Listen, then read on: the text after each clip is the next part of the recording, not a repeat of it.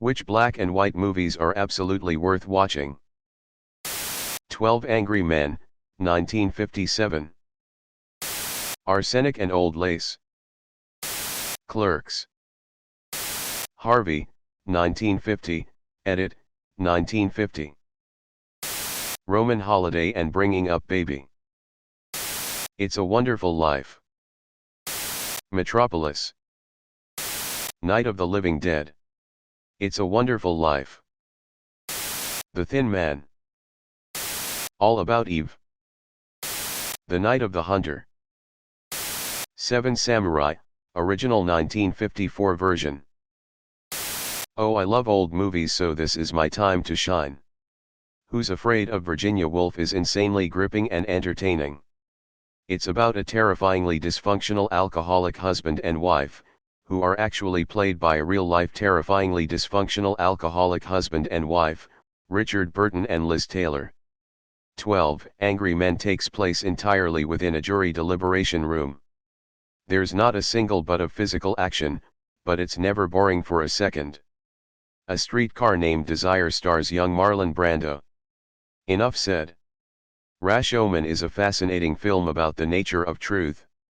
Seven Samurai and Tokyo Story are by the same director. Duck Soup and Horse Feathers are my two favorite Marx Brothers classics.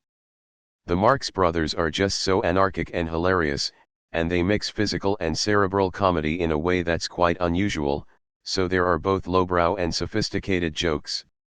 Raging Bull is more modern than most of the films on this list, and the lack of color is a stylistic choice.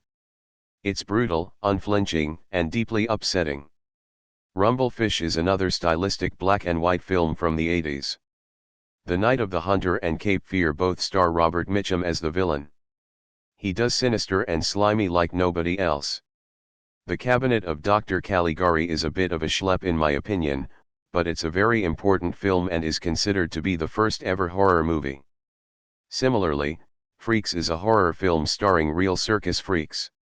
Cleo from 5 to 7 is a beautifully shot, visually stunning French film about a singer waiting for the results of a biopsy and trying to distract herself by wandering around Paris. Two other good French New Wave films are Casque d'Or and The 400 Blows. Bicycle Thieves is a simple and gritty Italian drama about a father trying to make ends meet, and is considered to be one of the greatest Italian films. Schindler's List is one of those films that everyone should see once, but anyone who watches it twice is a psychopath. Who's That Knocking at My Door is Scorsese's first feature film, an exploration of sexuality and Catholic guilt. It's very much a prototype for Mean Streets.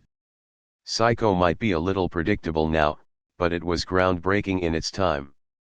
Victim is an incredibly important film, the first British film to portray homosexuals in a sympathetic light.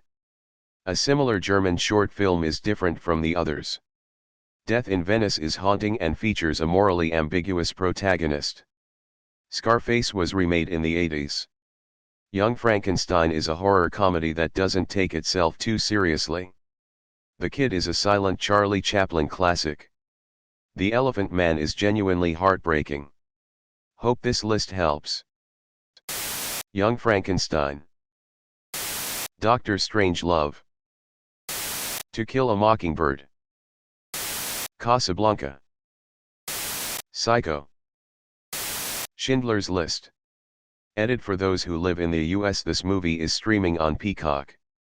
Edit 2, holy smokes, thank you guys for all the upvotes, and also thank you kind stranger for the gold. Some like it hot.